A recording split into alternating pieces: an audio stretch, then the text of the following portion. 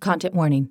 This episode contains descriptions of murder, suicide, and frank discussion of cultural appropriation. Listener discretion is advised.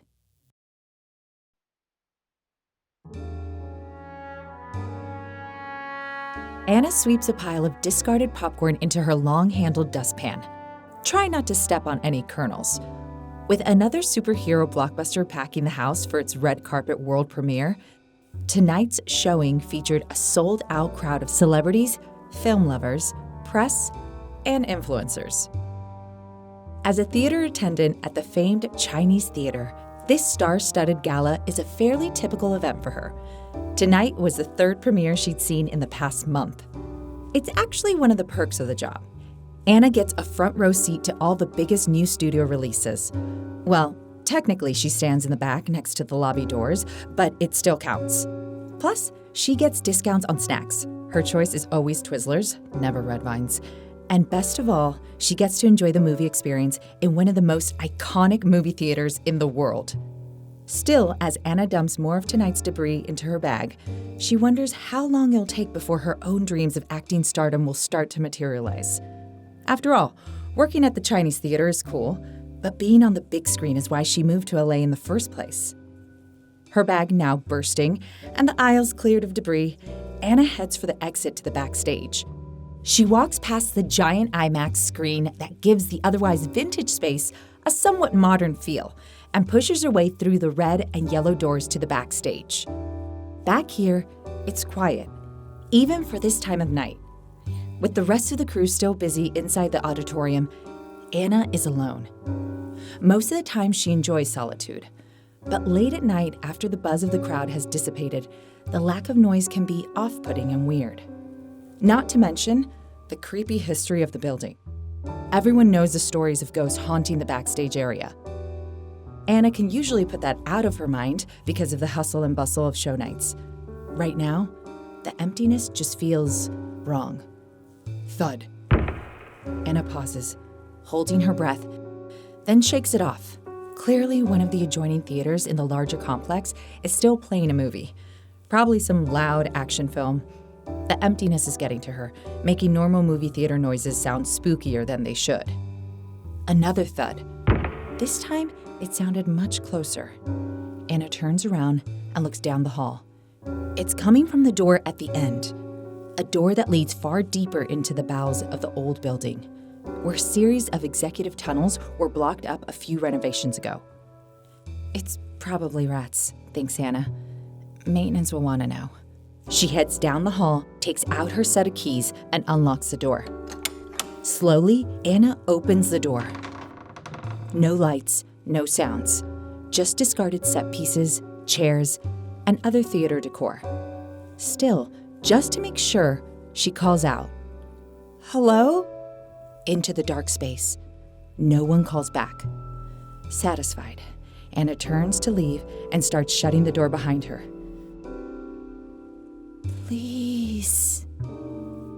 Anna freezes as a voice whispers from the darkness. "Leave the door open. I want to know what's playing next."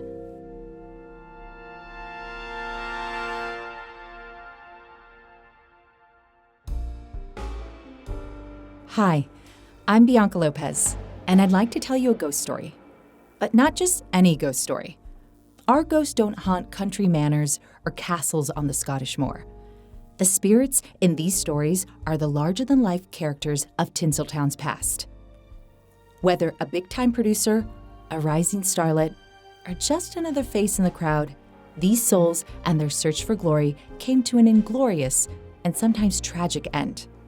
So come with us as we peek behind the curtain of Hollywood's glitz and glamour and go beyond the veil on this week's Tinseltown Ghost Stories.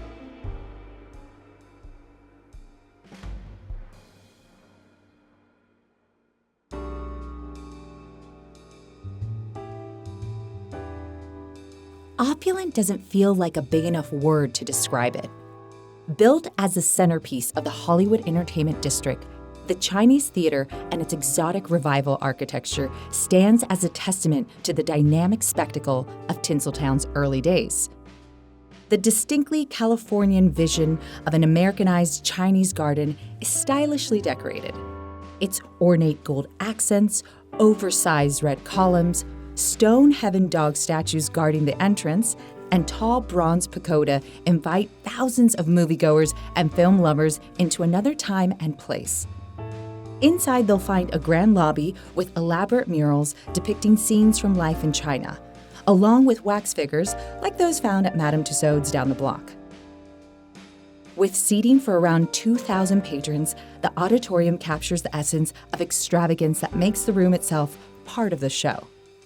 Opened in 1927, the Chinese Theater has been home to cinematic spectacles for almost a century. The first film to play in its celebrated auditorium was Cecil B. DeMille's The King of Kings, an early Hollywood epic that set the tone for hundreds of blockbuster showings to come. This includes Star Wars, which crowded Hollywood Boulevard with Wookiees and droids for the first time in history. In fact, the Chinese Theater has had more red carpet premieres than any other theater. Aside from all of those opening night galas, it's played host to 3 Academy Award ceremonies in the mid-1940s and has seen its fair share of live events. In 1968, a mere 41 years into its existence, the Chinese Theater was designated a historic landmark by the city of Los Angeles and is arguably the most famous movie theater in the world. The best-known aspect of the theater, more so than its quasi-East Asian design, is the patchwork of concrete that makes up its courtyard. Known as the Forecourt of the Stars, the open-air entry to the theater is imprinted with the hand and footprints of over 250 legends of the silver screen. Though reportedly started by accident when actress Norma Talmadge walked through wet concrete, the cheeky memorial to fame has become a regular tradition well into the days of superhero films and live-action remakes. In their heyday, auditoriums like the Chinese Theater and its sibling, the Egyptian Theater, just down the street, were referred to as movie palaces, built to immerse the audience well before the opening credits. Looking at the building now, it's easy to imagine the sense of imagination and majesty that went into its conception. It's also an audacious reminder of the ambition of the larger-than-life personalities who built this town and who didn't mind appropriating from other cultures while doing so. While it's always been the Chinese Theater, and with its particular design, it's difficult to call it anything else, ownership of the theater has changed hands a few times. In 1973, the building was sold to theater chain owner Ted Mann and was known as Mann's Chinese Theater for a few decades. As of 2013, it's been known as the TCL Chinese Theater, with the naming rights having been sold to Chinese electronics company TCL in 2013, making its representation slightly more authentic. But back when it opened, it was known as Grauman's Chinese Theater, named for the legendary showman Sid Grauman, a man whose exotic artistic vision made a bigger impact on Hollywood than almost anyone else.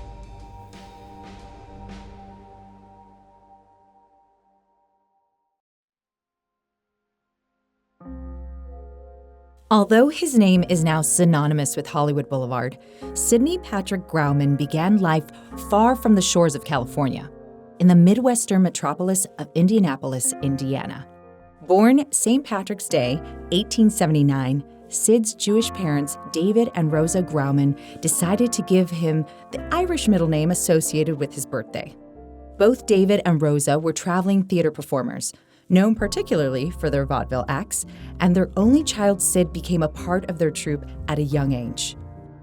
But while David and Rosa both enjoyed a stable career in the Midwest, they dreamt of a bigger life for themselves and their son. When gold was found in the Klondike region of Canada, David sensed the opportunity of a lifetime. In 1897, when Sid was 18 years old, the family packed up their quaint Midwestern life and traveled to the unforgiving, frigid Yukon Territory, hoping to beat the odds and strike it rich in Dawson City. Not as gold miners, but as entertainers on the literal frontier of show business.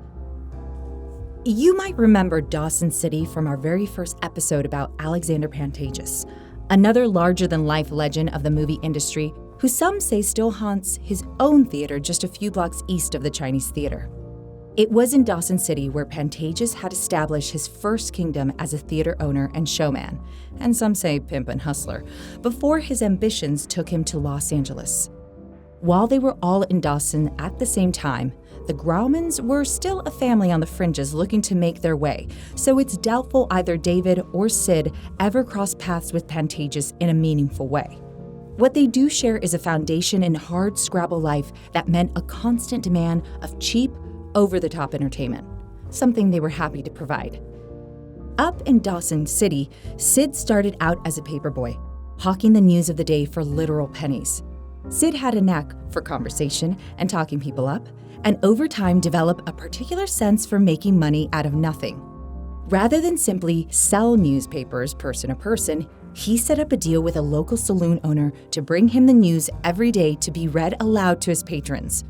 For this work, young Sid took home $50 a day, an absolutely massive sum at the time. Thanks to this entrepreneurial spirit, he and his dad started holding independent shows featuring everything from boxing matches to live theater. Sometimes they'd make use of a local saloon where minors could spend their hard-earned cash gambling on cards, dice games, and the boxing matches themselves. It was here where Sid found his first kinetoscopes, machines that played short films for single viewers, all for the cost of a nickel. Sid was hooked and began introducing his father to the possibilities of the cinema. However, just as soon as they started finding success on the frontier, the gold dried up. By 1900, the city of Dawson was becoming a ghost town, so the Graumans moved south to the warmer climates of San Francisco. Now a bona fide father-son duo, David and Sid set about building their own theater company, the Northwest Vaudeville Company. They opened their first theater, The Unique, in busy Market Square. Aside from the vaudeville that was his parents' specialty, Sid made sure they incorporated films into the programming. Still enough of a novelty at the turn of the century, residents turned out in droves to enjoy the show. They opened another theater in town called the Lyceum and expanded their operations to other states, with combination vaudeville and movie theater joints opening up in Minneapolis and Portland. They tried to expand all the way to New York City, but competition in the Big Apple ended that expansion almost as soon as it began. Still, business in San Francisco was booming, and it seemed as though the Graumans were primed to take over the city. Unfortunately, much of that initial success went up in flames in 1906. That's the year San Francisco was hit by the most devastating earthquake in American history, followed by a massive fire that burned down most of the remaining structures. By the end of the catastrophe, the city was in ruins, as were both of the Graumans' theaters. For many people, this would be enough reason to pack up and move on. But the Graumans stayed. They set to work digging through the rubble of their unique theater to see what they could salvage. It was there that Sid found one of their film projectors still intact. With the help of a local evangelist preacher, Sid and his dad set up a makeshift movie theater on the remains of the Unique. They invited the community to watch films inside of a big circus tent they dubbed the National Theater, sitting on pews that had survived a neighborhood church's destruction. The films they played brought much-needed distraction, entertainment, and joy to the devastated community, and the Graumans received special recognition from city officials. As San Francisco began its long rebuilding process, so too did the Graumans. They opened a few more theaters, as lush as any the Bay Area had seen before the earthquake. And they also foreshadowed Sydney's brand of immersive spectacle. The crown jewel was the Empress, where Sydney experimented with various combinations of live vaudeville acts and short films, featuring as many as 7 of each alternating over the course of an evening. But it was a makeshift theater set up during the 1915 Panama Pacific World's Fair that made Sid infamous. At the time, San Francisco was home to a significant Chinese population, the largest in the United States. Many of these people were descendants of the first Chinese immigrants who came to the U.S. and worked tirelessly to build the American West, especially its intricate rail system for little pay and bare accommodations. Understandably, The community was overjoyed that the newly established Republic of China would be well represented at the 1915 fair.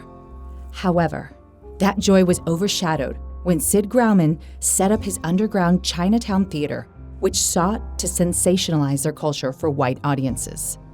Even for the day, it was a travesty of racism and appropriation.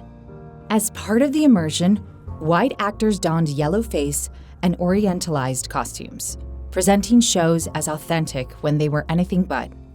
A slum was staged, with audience members walking through fake opium dens filled with white women dressed up as Asian flower girl sex workers. The Chinese community of San Francisco was appalled, and it wasn't long before community leaders and citizens were out in droves protesting Grauman and his show, even getting it temporarily shut down. Although the unapologetic Grauman changed a few aspects of the show, he continued to present questionable events in the guise of spectacle. Thanks in no small part to the criticism they received in San Francisco, the Graumans took the opportunity to pull up stakes and move a little further south down the coast to Los Angeles. That's where Sid would end up turning his love of film, and of subsidizing other cultures, into the very foundation on which Hollywood was built.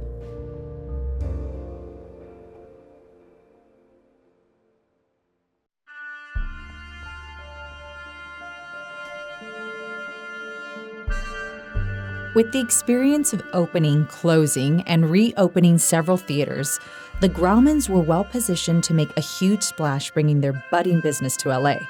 And splash they did. They opened their first movie palace in 1917, which they called the $1 Million Theater because it cost around $1 million to build.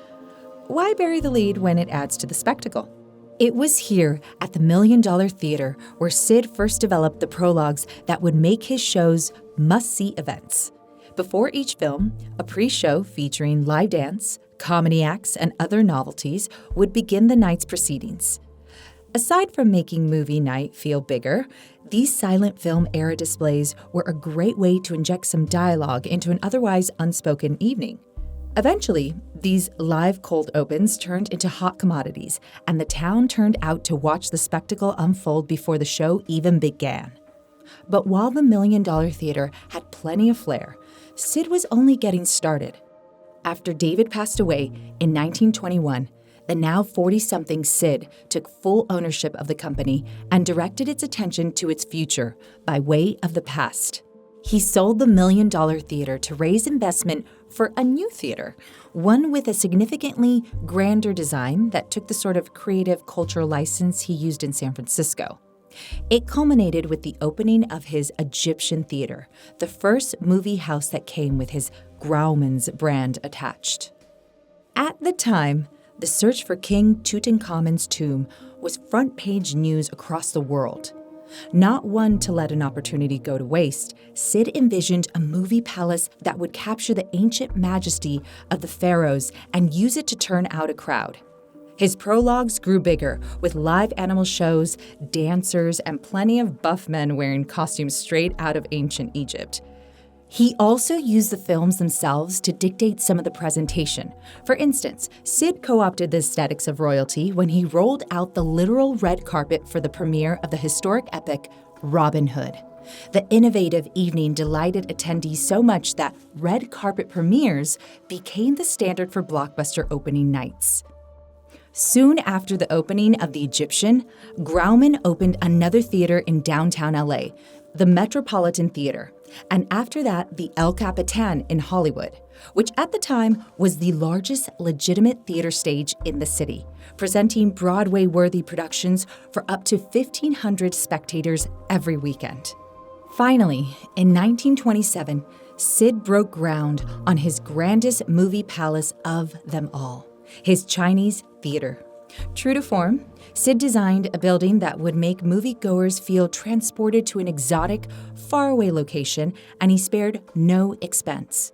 He bought thousands of dollars worth of authentic ornamentation, including statues from the Ming Dynasty, copper pagodas, gigantic bells, and incorporated it all into an extensive presentation, making a distinctly Americanized fever dream of a Far East garden come to life.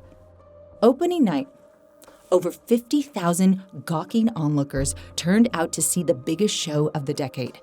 Newspaper reports of the time said as many as 2,000 cars passed through the boulevard, dropping off scores of the biggest celebrities in the entire world. Entertainers sang and danced in the forecourt, and at least this time the dancers were actually Asian. The crowd overwhelmed the force of around 100 LAPD officers who had trouble keeping the mass of fans in line. Exactly the sort of press Sid was looking for. Once inside the building, the designs continued to impress. Audiences were greeted by expansive murals in the lobby, carved reliefs embedded into the walls of the auditorium, and above it all, a beaming light fixture unlike anything most had seen outside of China itself. A reporter for the LA Times described it this way: a gigantic chandelier in the form of a colossal round lantern, unexpressively lovely with its trailing strands of tiny incandescent bulbs looking for all the world like a jewel of fabulous worth. All of this made Sid one of the most well-loved and respected showmen in a city filled with them, though many close to him were also targets for his particularly showy sense of humor. Sid was a bit of a prankster, and when I say a bit, I mean it was his absolute favorite thing to do. He would concoct elaborate pranks to fool his friends, which is exactly something you want in a friendship. On one occasion, Grauman donned his finest ladies' apparel and showed up as a hired escort at actor David Warfield's hotel room. Another time, he hired 2 professional stuntmen to run down the aisle of an airborne plane dressed as pilots and parachute to ground, all while director Ernest Lubitsch, who was absolutely terrified of flying, looked on in horror. This prank caused Lubitsch, a longtime cigar smoker with a bum ticker, to suffer a mild heart attack. All in good fun, I guess. Although Sid sold his properties within a couple years of building them in order to invest in more properties, the Grauman name stayed attached to the theaters far after he left. It was part of the larger-than-life persona Grauman had built in Hollywood. And even though he sold the Chinese Theater to Fox Theater Corp and focused his time on caring for his aging mother Rosa, Sid stayed on as managing director, a title he would hold for the rest of his life. While Sid remained a respected fixture of Hollywood, as the years passed, his name's connection to his theater faded into legend. He died at Cedars-Sinai Medical Center in 1950, just a couple weeks shy of his 71st birthday. He's interred in Forest Lawn Cemetery in Glendale, in a private mausoleum surrounded by some of the very same people who had pressed their hands and feet into the concrete of his forecourt of the stars. With many of his buildings still showing films to thousands of movie lovers every year, the effect of his choices, both the bold and the questionable, still reverberate into the present day. But while the father of old Hollywood rests in peace, does something darker reverberate off the walls of his beloved Chinese theater?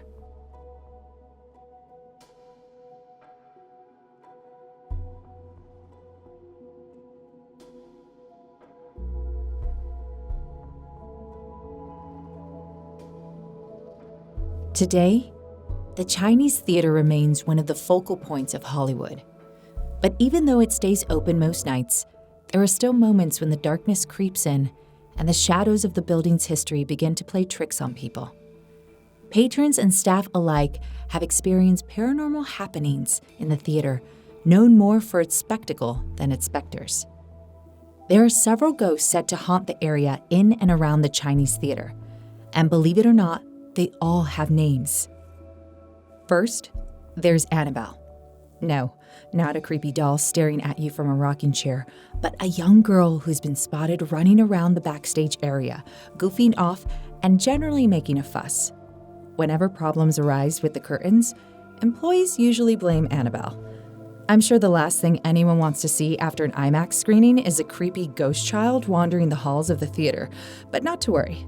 Those who have seen or sensed her presence have felt that Annabelle is more curious than terrifying, like a nosy little kid who just wants to know more about you. Who can be scared of that? Then there's Victor Killian. Victor's story is a tragic tale, and one that we have a few more details about. He was an actor who had a long career in the business, starting far back in the silent era, around the time the Chinese Theater was opened, and continuing well into the 1970s. In his later years, Victor lived just down the street from the Chinese Theater and was a frequent feature at local dive bars. He was known for regaling locals and tourists alike with yarns about all the famous people he worked with. Sadly, Victor's life was not happily ever after, as he was murdered by an intruder with a hammer during a home invasion that was never solved. Some say Victor's ghost wanders the forecourt of the stars, keeping an eye on the imprints of his industry peers, hoping to tell more tales about days long past. Finally, there's Fritz.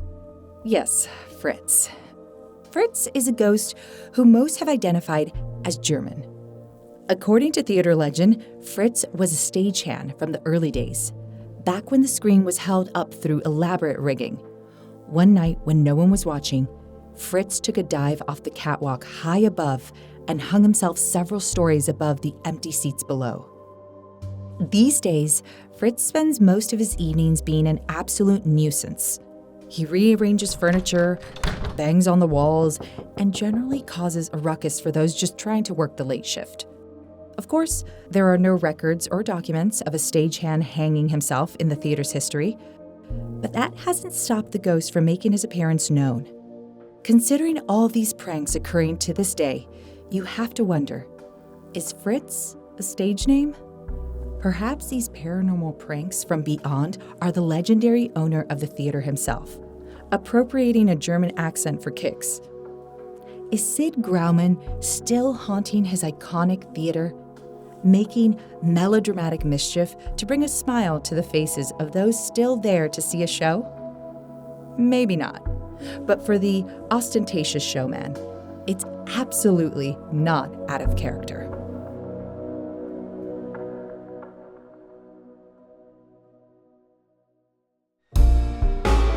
Thanks for listening to this episode of Tinseltown Ghost Stories. I hope you enjoyed this peek behind the curtain. If you want to help spread the word, please leave a 5-star review, click that follow button, and share with your friends. We'd really appreciate it. I'm your host, Bianca Lopez. You can find me on Instagram at Bianca P. Lopez. This episode was written by Kyle F. Andrews and directed by Morgan Rudder, produced by Kyle F. Andrews and Cameron Bile, co-produced by Emily Castro, audio editing and sound design by Joseph Murphy, with sound recording, audio engineering, and mixing by Alyssa Rose at Honeydew Studios in North Hollywood. Original score composed by Robinson Hobbs. Tinseltown Ghost Stories is part of the Film Frontier Podcast Network.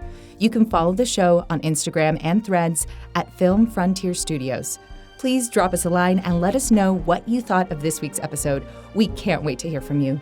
We'll be back for another new full-length episode about creepy locations and the crimes and secrets that haunt them to this day. Until then, stay spooky.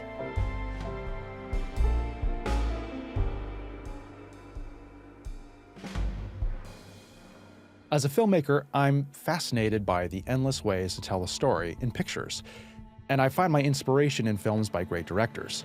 Whether you're just a casual film fan or a full-fledged filmmaker yourself, the Director Series podcast will deepen your love of cinema with in-depth breakdowns of your favorite films and directors.